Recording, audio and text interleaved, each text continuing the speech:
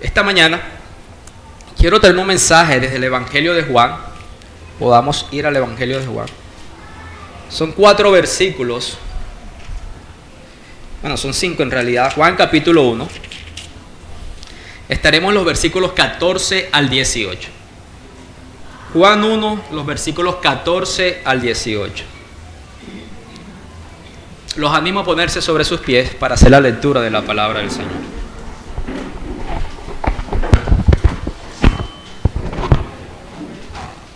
Vamos a leer. Está bien, soy yo el que lo mueve. La próxima le ponemos una cintita. Soy yo el que lo...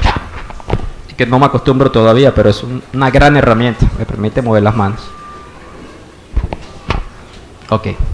Juan capítulo 1, los versículos 14 al 18. Juan capítulo 1, los versículos 14 al 18. Como ustedes recuerdan, yo leo los primeros versículos y de forma unánime leemos el último. Y aquel verbo fue hecho carne y habitó entre nosotros, y vimos su gloria, gloria como del unigénito del Padre, lleno de gracia y de verdad. Juan dio testimonio de él y clamó diciendo: este es de quien yo decía, el que viene después de mí es antes de mí, porque era primero que yo, porque de su plenitud tomamos todos, y gracia sobre gracia. Pues la ley por medio de Moisés fue dada, pero la gracia y la verdad vinieron por medio de Jesucristo. A Dios juntos.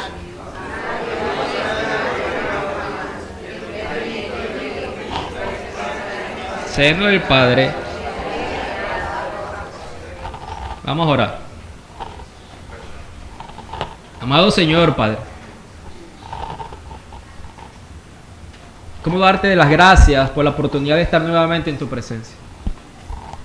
¿Cómo manifestar con palabras el deseo de que tú hables a nuestros corazones?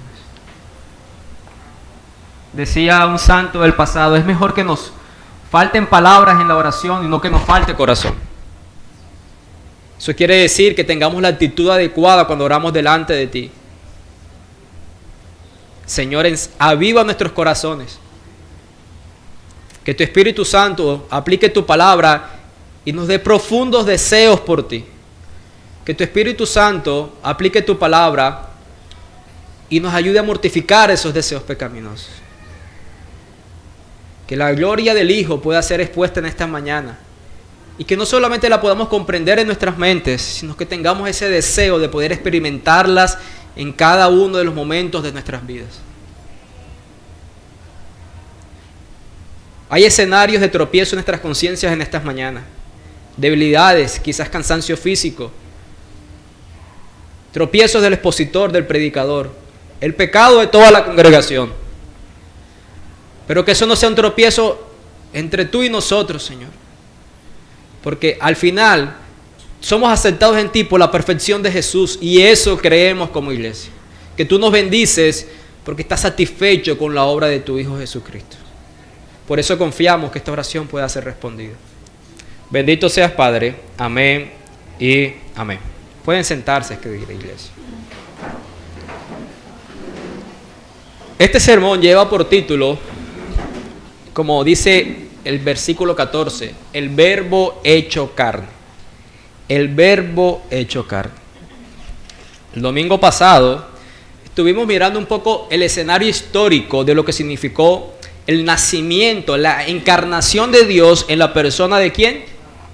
¿La persona de quién se encarnó? De Jesús.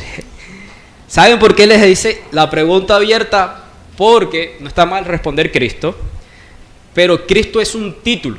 Recordemos que Cristo es la palabra en griego para Mesías en hebreo. El nombre de la persona que se encarnó es Jesús. Es Jesús. Y vimos todo ese escenario histórico. Vimos la gran providencia de Dios para mover el corazón de un emperador y llevar el escenario de hacer un acto civil nunca visto en la historia de la humanidad. Un censo. ¿Con qué objetivo? Que se cumpliera su palabra y el Mesías naciera ¿dónde? En la pequeña aldea de Belén. Eso implicó la gran comodidad, entre comillas, de un viaje para María a punto de dar a luz. Pero eso no es de tropiezo o de inconveniente para nuestro glorioso Señor, que la protegió a ella de ese viaje y le permitió que se cumpliera la perfecta voluntad.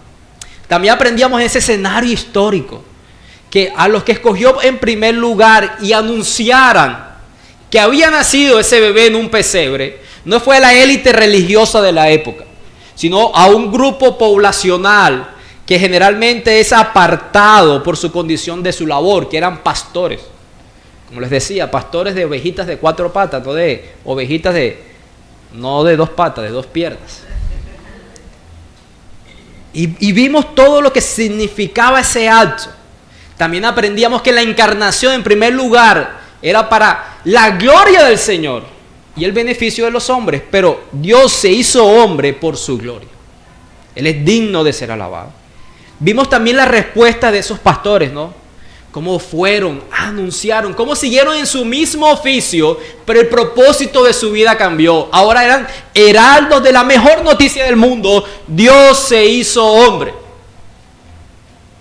Y eso le da un significado distinto. Para eso fuimos creados, para la alabanza y la gloria de Dios. Pero en este texto de esta mañana, el escenario es distinto. Hace referencia también a la encarnación de Dios, pero desde un escenario pudiéramos llamar teológico. Hay unas implicaciones teológicas que el texto nos deja ver del por qué Dios se hizo hombre.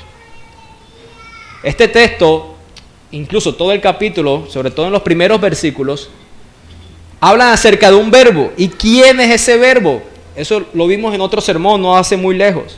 Versículo 1 dice: del principio era el verbo, y el verbo era con Dios, y el verbo era Dios. Y aprendimos que esa palabra verbo es la palabra. Y también aprendíamos que hace referencia a quién, a Jesús. Y nos muestra la realidad del Dios Trino. ¿Cómo puede ser alguien con alguien y al mismo tiempo ser ese alguien?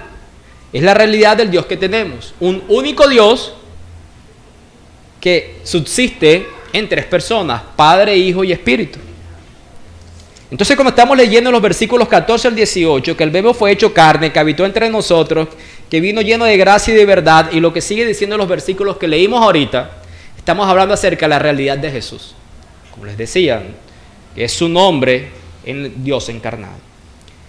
Y lo que quiero que utilicemos este sermón es para que podamos pensar qué significado tiene para nosotros que el verbo se haya hecho carne. ¿Es una mera información teológica? Y hemos aprendido que el Evangelio, la palabra del Señor, no viene meramente a traer información a nuestra mente. Viene a ser vida nueva, porque Él hace todas las cosas nuevas. Viene a ser una renovación espiritual. Hace de nosotros muertos espirituales a personas vivas espiritualmente hablando. La palabra no es meramente información, es una transformación. Como dice John Calvino, el Evangelio es una doctrina de vida. ¿Qué quiere decir eso? Que el Evangelio transforma a aquel que se expone a ese Evangelio. Y quiero seguir en esta mañana el bosquejo del pastor John Piper frente a este tema. Quiero que podamos ver 4 verdades espirituales y una aplicación en medio de ella. La primera verdad que quiero que podamos ver está en el versículo 18. Y es el inicio de ese versículo. A Dios nadie le ha visto. A Dios nadie le ha visto. Dice el versículo: a Dios nadie le vio jamás. ¿Qué podemos pensar de aquellas personas que niegan la existencia de un Dios que no ve? ¿Cómo definiríamos, con qué palabra describiríamos a eso? Dicen: no existe porque no lo vemos. Quizás un adjetivo suave podría ser estupidez humana. Incluso, para llevarlo a otro escenario, pudiéramos pensar que porque no lo vemos eso niega su existencia. Y el otro escenario sería el del aborto. las instituciones que practican aborto, como instituciones comerciales, venden y ofrecen sus servicios por medio de marketing. Ellos no solamente existen, sino que también salen y ofrecen sus servicios al mercado. Y generalmente la manera que lo hacen es como cualquier otra institución comercial que quiera ofrecer un producto o un servicio. Puede ser videos, y usted mira estos videos de estas instituciones y ellos muestran las terribles consecuencias de niños que vienen en condiciones socioeconómicas de pobredumbre. O cómo la vida de un adolescente cambia porque tiene un hijo a muy corta edad. O cómo implica para tu vida tener un niño con algún tipo de deficiencia biológica en medio de eso. Y la solución está en manos de sus profesionales y es terminar la vida que empezó en el momento de la concepción. Lo muy curioso es que en esos videos publicitarios ellos muestran imágenes, algunas crueles, después del resultado, de cómo ese bebé es triturado por sus instrumentos. Pero no te muestran ni imágenes del bebé dentro del vientre. ¿Por qué? Porque la invisibilidad del niño por nacer es una gran ayuda para construir la fe en la inexistencia o en la insignificancia del niño. No te muestran que en realidad hay una vida dentro del vientre, por lo tanto, es insignificante o no existe, eso no es vida. Mira el resultado después de esto. Eso es Dios mío, montón de huesos y de carnes ahí, eso no es nada todavía formado. Y eso lleva a las personas a cuestionarse que en realidad no hay vida. Entonces no es tan malo lo que tú estás haciendo. Por eso les decía, ¿cómo llamamos a eso de negar la existencia de algo porque no lo ves? Estupidez humana es como muy suave como para eso. Es lo mismo que sucede cuando las personas intentan negar la existencia de un Dios que se revela, como dice el mismo Evangelio de Juan, en el capítulo 4, versículo 24, Dios es espíritu. Y Juan nos está diciendo que Dios es invisible en este versículo 18, y eso nos plantea una pregunta lógica. Si no puedes verlo, ¿cómo puedes conocerlo? Si no puedes verlo, ¿cómo puedes conocerlo? Porque la existencia de Él es real. Hay suficientes argumentos para creer en su existencia. Miren la respuesta que Juan nos da en el versículo 17, que es nuestra segunda verdad teológica de este texto. Dios se dio a conocer en la ley de Moisés. ¿Qué dice el versículo 16? Pues la ley por medio de Moisés fue dada, pero la gracia y la verdad vinieron por medio de Jesucristo. Dios se reveló. ¿Qué quiere decir? Se dio a conocer en la ley de Moisés antes de revelarse en el Señor Jesús. Practiqué tanto la diferencia entre revelar y relevar, pero igual se confundió. Nuevamente, Dios se reveló, se dio a conocer en la ley de Moisés antes de revelarse en el Señor Jesús. Y lo primero que quiero que noten es, ¿será que acaso la intención de Juan es hacer un contraste entre la ley de Moisés y la gracia y la verdad encarnadas en la persona de Jesús?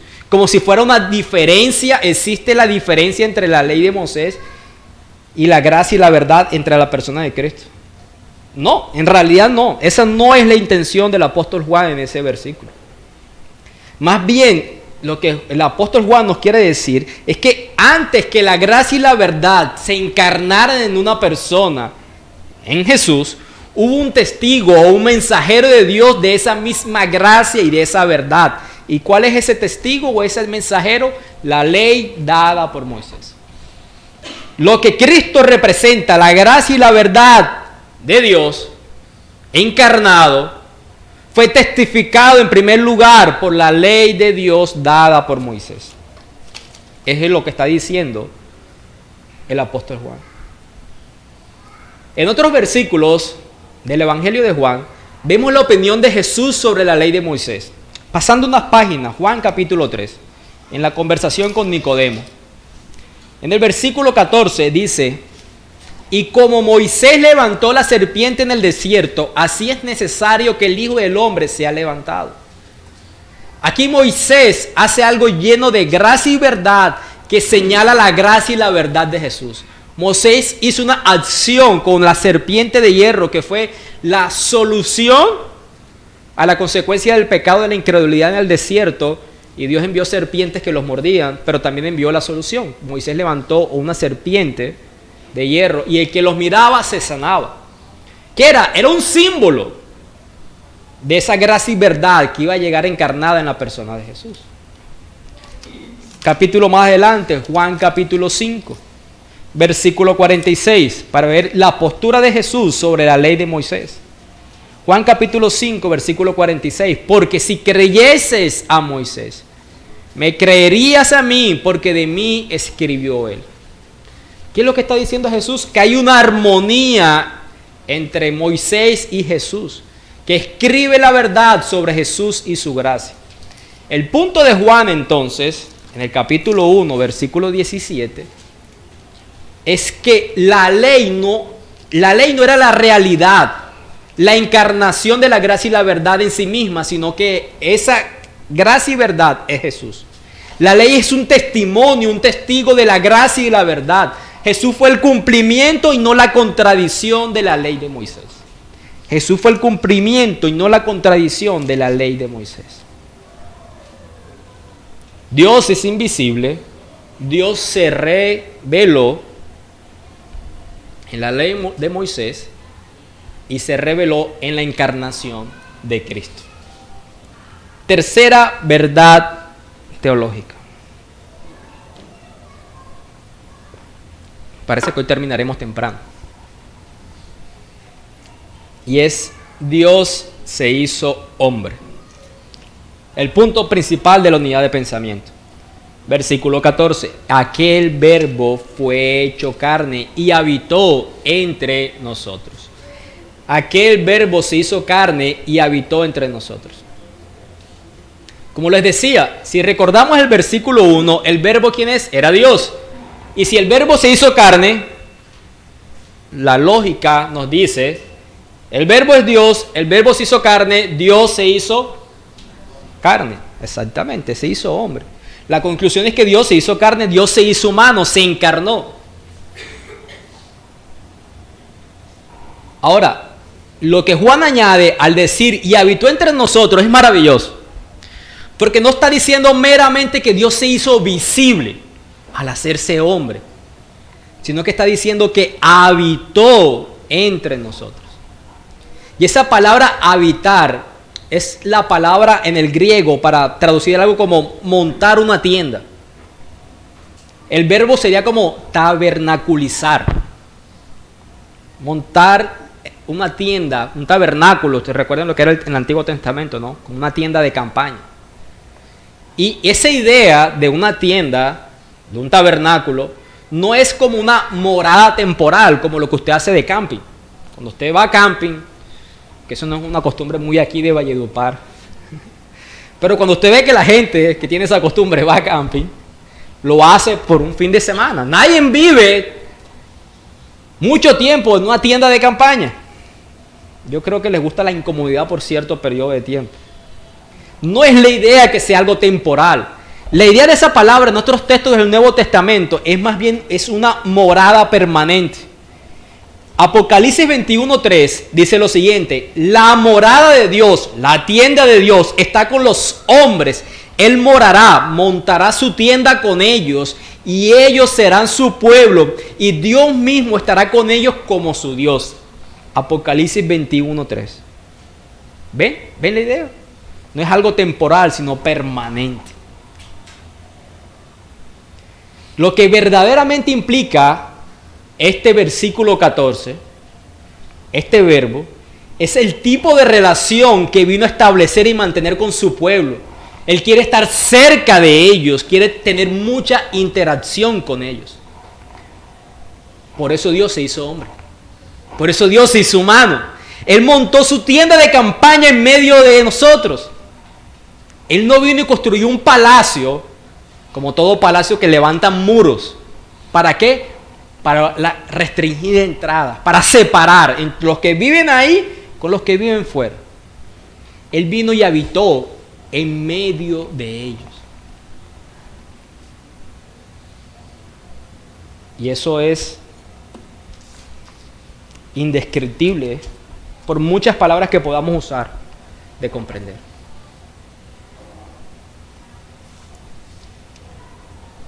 ¿Qué tantos méritos haces tú en tu vida para que Dios more en ti?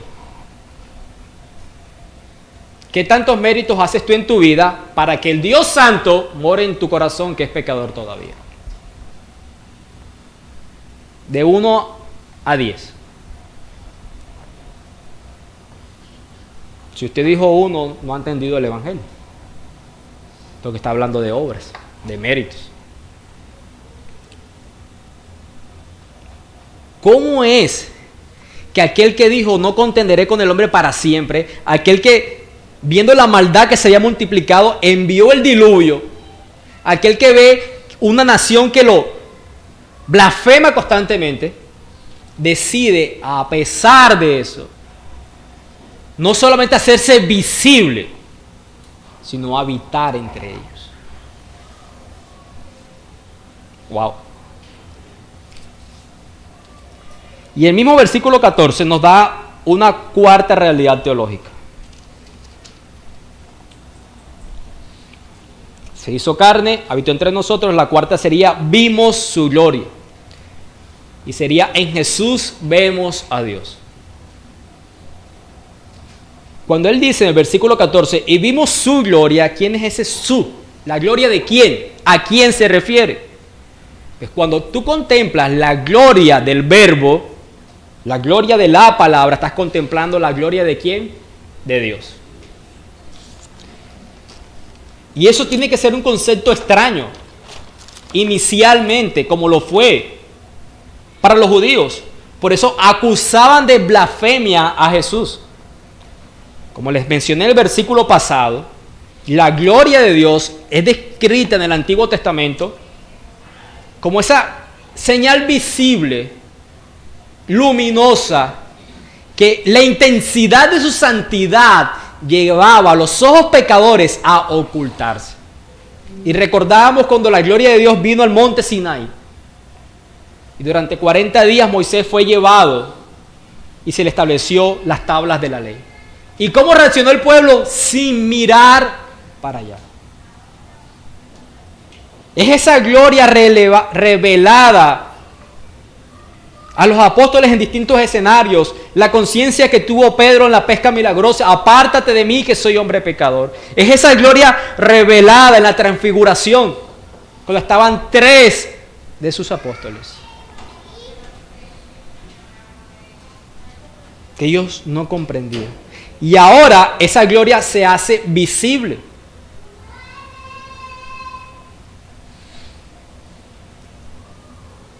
¿Cómo es posible?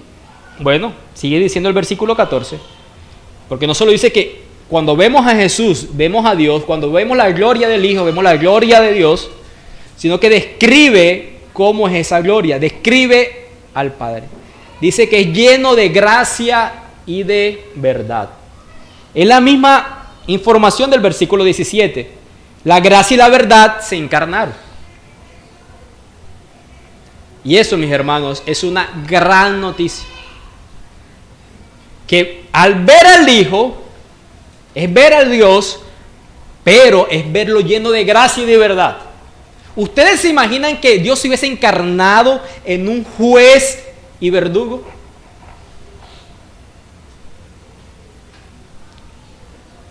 No iríamos en pos de Él al tener un nuevo corazón, sino huiríamos de Él. Si fuéramos conscientes de su juicio, de la clase de juez perfecto y santo que es, que no puedes comprar y además que es el verdugo, ¿qué haríamos? Temer. ¿Por qué? Porque todos seríamos declarados culpables ante Él y estaríamos sentenciados al castigo eterno. Pero Dios no se hizo carne de esa manera. El Verbo se hizo carne para tener misericordia de nosotros. El Verbo se hizo carne para que esta gracia hacia nosotros viniera de acuerdo con la veracidad, con la verdad de Dios. Esta no será una gracia sentimental, superficial y sin principios. Será una gracia justa, costosa y que exalta a Dios. Conducirá directamente a la muerte de Jesús en la cruz. De hecho, por eso fue que Él se hizo carne. Tenía que tener carne para morir. Porque es en la cruz donde la plenitud de la gracia brilla más intensamente. Porque la cruz nos recuerda la justicia de Dios. El pecado no debe ser meramente olvidado. El pecado va a ser castigado.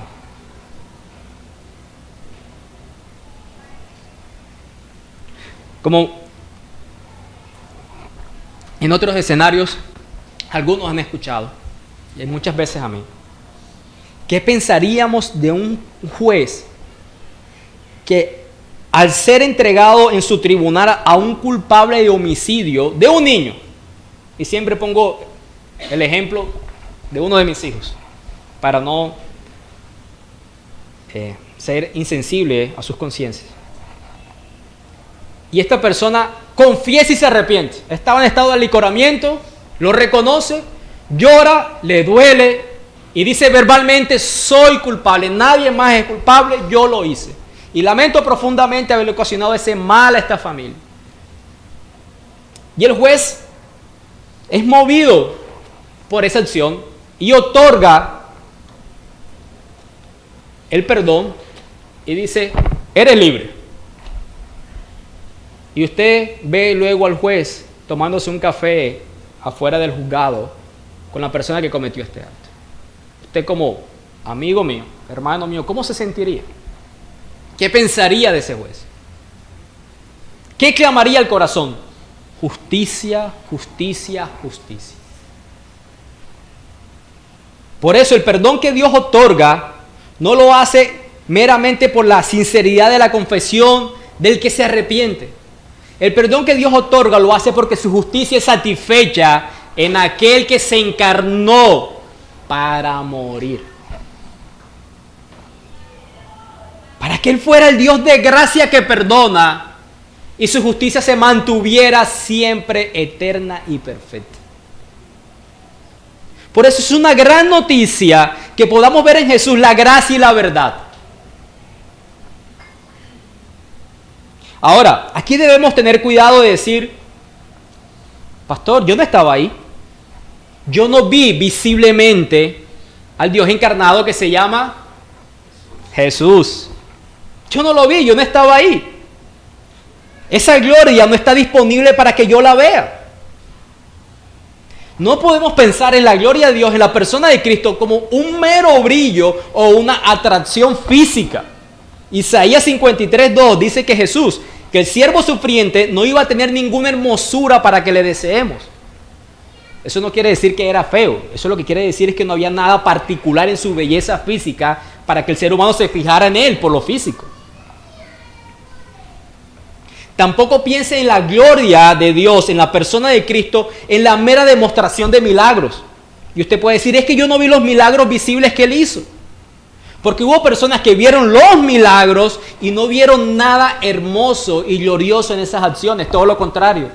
Lo que pidieron fue su cabeza. Querían que crucificarlo. Querían matarlo. La gloria que se abra, que el Dios encarnado en la persona de Jesús revela, es una gloria no expuesta a los ojos físicos, sino una gloria espiritual, una belleza espiritual. No es algo que se ve con los ojos físicos, sino con los ojos del corazón, como dice Efesios capítulo 1, versículo 18. Que la luz de Cristo vino a brillar en los ojos del corazón. El mismo Señor Jesús en Juan capítulo 20, versículo 29 dice: bienaventurados aquellos que no vieron y creyeron. Cuando tú conoces en la palabra escrita, cuando tú lees la palabra de Dios, lo que tenemos que hacer es orar a Dios para que esa gloria del Hijo sea expuesta a nosotros, a nuestros corazones y a nuestras conciencias, por medio de las palabras del Hijo y por medio de sus acciones. la gloria del Dios encarnado está tan presente en el hoy como lo estuvo en ese momento, porque es una realidad espiritual. Y después de la cuarta verdad viene una aplicación, o varias. Y principalmente para responder la pregunta inicial del sermón. ¿Cuál es la conexión entre estas verdades? Él es invisible, Él se reveló en la ley de Moisés y en la persona de Cristo, su gracia y su verdad. La tercera que vimos, se hizo hombre. La cuarta es que al ver a Jesús, vemos a Dios. ¿Qué conexión tienen esas verdades y nosotros? ¿Qué relevancia tiene para nosotros que el Verbo se haya hecho carne? El versículo 16 nos da esa respuesta. Versículo 16 dice: porque de su plenitud tomamos todos, y gracia sobre gracia.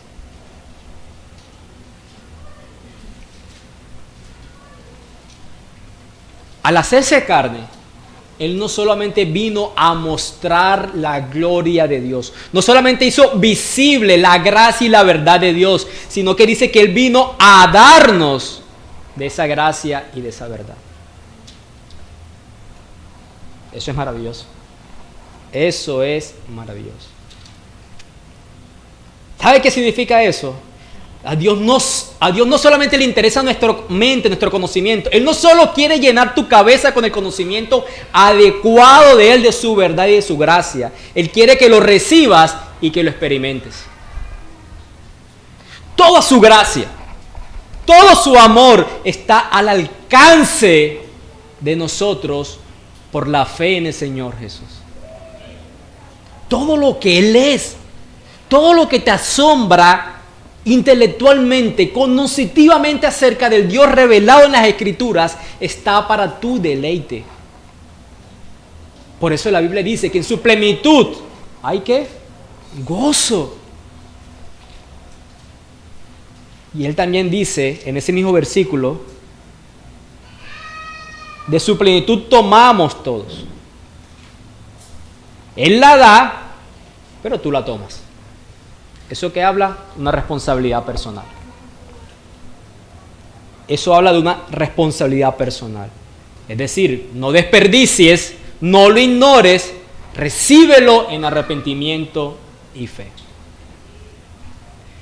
Y es lo que Él hace en esta mañana de hoy 25 de diciembre. Convocarnos a que escuchemos la verdad suficiente acerca de Él, para que experimentemos su gracia perdonadora, su gracia sustentadora, que nos fortalece cada día, que purifica la conciencia, que limpia nuestros deseos y anhelos, que nos llena de plenitud de gozo. Por eso Él plantó su tienda entre nosotros. Por eso se hizo visible, por eso se reveló, para que lo experimentemos, para que disfrutemos de Él. No para que sea el conocido del día domingo. Eso es triste.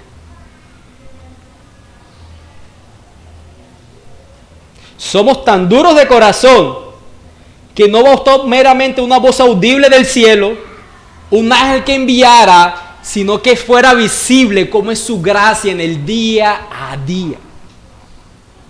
Cuando hemos estado estudiando consecutivamente el Evangelio de Lucas, estamos viendo actuar y hablar a ese que quiere que experimentemos su plenitud todos los días con Él. Cuando miró al leproso y le dijo: yo quiero que seas limpio, y lo tocó y lo sanó, no solamente manifestó poder, manifestó amor. Cuando sanó al parapléjico que descendió por el techo, le dijo: tus pecados te son perdonados. Y dijo: ¿quién si no solamente Dios tiene autoridad para perdonar pecados? Es Él. Y todo lo que hizo en su encarnación lo hizo para disfrutar de su plenitud, para llenarnos de su gozo.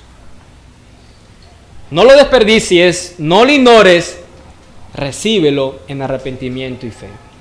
Vamos a orar. Amado Señor Padre, te damos gracias por esta oportunidad que tú nos has dado de comprender algunas verdades teológicas acerca de tu encarnación. de por qué lo hiciste y qué implica para nosotros. A veces nos podemos ir en datos históricos que son relevantes, que son importantes, pero que no generan alguna transformación para nuestras vidas. Que tú te hayas encarnado en la persona de Jesús y que lo hayas establecido como el único medio por el cual podemos ser reconciliados eternamente contigo. Es la gran responsabilidad en la conciencia del ser humano para no ignorarte, para no rechazarte. ¿Qué tanto invertimos en disfrutar de ti, en ser sustentados por ti? Queremos pedirte perdón esta mañana, Señor, cuando te hemos ignorado, cuando le hemos dado relevancia a algo creado antes que al Creador. Y queremos pedirte también que tu Espíritu Santo de alguna manera nos haga visible y desde la práctica ver esa gloria tuya en la persona de Jesús. Saber que tu propio Espíritu Santo mora en nosotros es una verdad todavía incomprensible a plenitud para nuestras vidas. Pero en dependencia de ti clamamos, por favor, permítenos experimentar esa comunión gozosa con tu Santo Espíritu por medio de tu palabra y la oración. Permítenos volver a nuestros hogares con esta verdad transformadora para nuestras vidas, Señor. Amén y amén. Antes de partir y aprovechar que están sentados ahí desde sus lugares, quiero nuevamente orar. No lo hice en ese momento porque quería orar aparte. Quiero que la iglesia y todos nuestros corazones no meramente ore por peticiones, sino también por acciones de gracia. Está Valentina sentada en medio de nosotros. Vamos a darle gracias a Dios porque oramos por su operación y el Señor ha sido bueno y la tenemos aquí en medio de nosotros. ¿Les parece? Vamos a orar. Amado Dios, Señor Padre, gracias por haber respondido positivamente esa petición respecto a la salud de Valentina. Gracias porque está aquí en medio de nosotros también con su mamá, por los recursos dados para trasladarse, para estar en la ciudad de Barranquilla y para volver. Has tenido tanta misericordia, Señor, y me alegra como pastor ver que la iglesia se reúne a orar y que también se reúne para dar acciones de gracia, Señor.